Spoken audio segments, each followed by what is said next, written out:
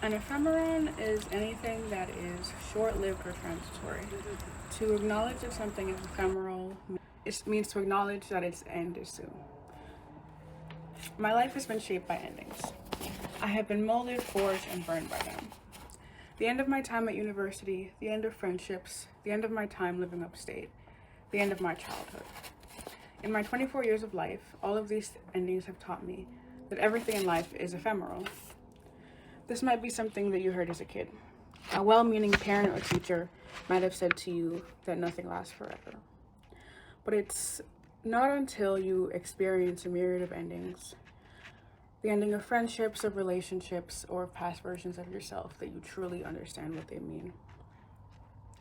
Everything and everyone is only here for a short time. Even though we know this, we often fail to act on it. And we forget that endings are just as much a part of life as beginnings are.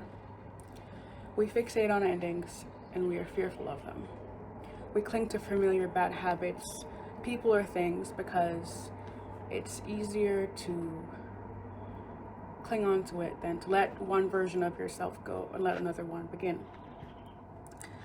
We're always focused on the future, the end of a workday, of our education, of a boring conversation, or in the past, how a friendship or relationship ended badly, for example. Even thinking about the end of the world fixates and fascinates us, and we are riddled with dread, anxiety, or apathy when we watch the news. Which is to say, we're hardly ever in the present. Yet, the irony is that the present moment is all that we have. I chose the channel name Ephemeron Studios as a reminder to myself to live in the present, and because I don't want to let myself forget the ephemeral nature of everything.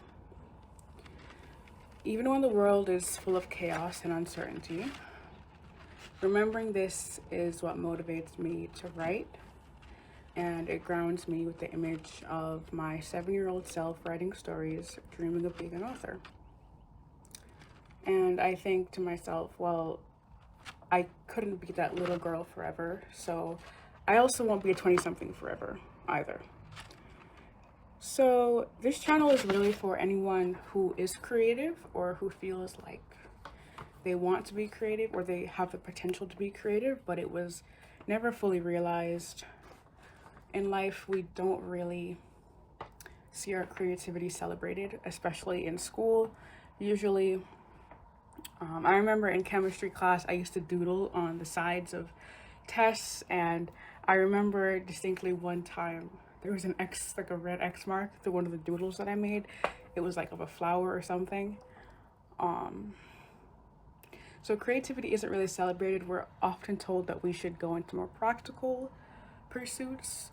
We might be told not to pursue a certain major or career because it's creative and therefore doesn't have that much job security, which can be true, of course, but this leads to our creativity slowly dying, and it's pretty sad, I think. So on this channel, I'm going to be posting my reading, my writing, and sharing my efforts to be more creative as a creative person who hasn't really been able to fully express that creativity. And I invite anyone else who also is a creative or would like to be more creative in general in their life to also join me. I'm going to be working my way through The Artist's Way by Julia Cameron, which is a book that is meant to help foster your creativity. One of the main tenets of the book that it suggests is morning pages, which are basically 3 pages of free-form writing that you do every single morning. I have been doing them on and off, but I'm making a fresh commitment to it. I'll be doing my morning pages every day, and I'll be posting about that experience. I'll also be posting book reviews and other things like that. So, yeah. I am hoping to build a community of people who want to be more creative and can help to foster one another's creativity. I don't know what else. Thank you for watching the video. I hope to see you in the next one. Bye.